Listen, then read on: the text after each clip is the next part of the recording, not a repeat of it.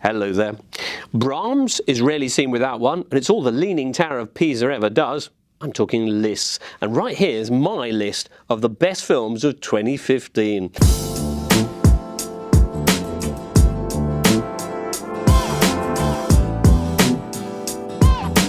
Now, what a year in cinema this was. There was everything from the harrowing scenes of The Hunger Games to the more cerebral delights of the Steve Jobs biopic, or Mac, Sack and Back, as I like to call it. Along the way, there were disappointments.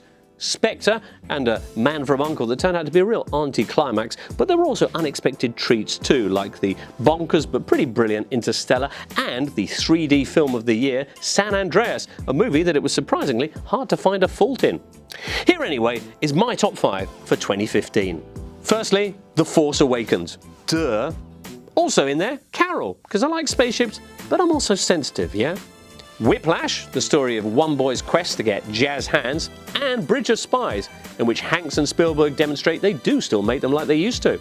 Brooklyn is in there, the nicest surprise of the year, and Ant-Man, which, like Brooklyn, or Me on Location, didn't get the trailer it deserved, but still proved terrifically entertaining. That's actually 6, so I tell you what, let's make it a top 10 and throw in 4 other films, none of which were big hits, but all of which, in some way, were undiscovered gems of 2015.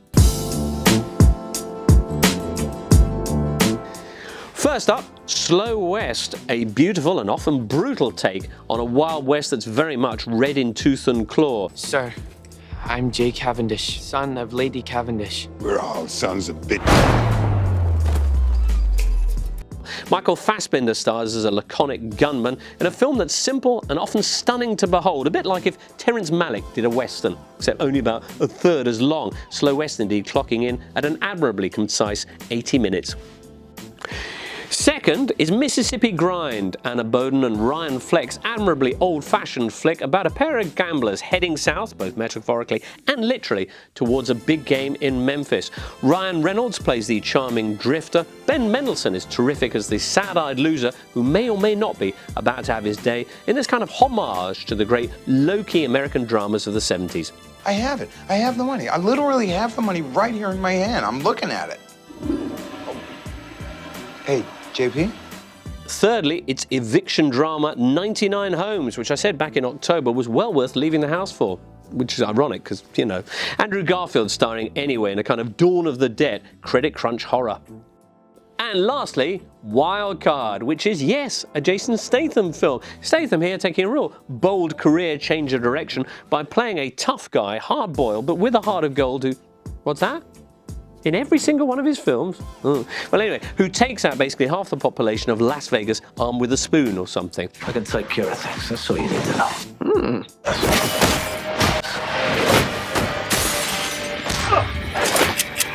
The really exciting thing about this film, apart from the terrific action sequences though, is the fact that the screenplay is by William Goldman. That's William Princess Bride, Butch and Sundance, All the President's Men Goldman.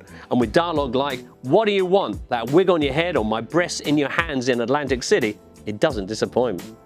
Anyways, that's my list. Hopefully there's something in there that you can enjoy. If not, there's a whole fresh batch of film stuff heading your way in 2016. For now though, see you at the movies.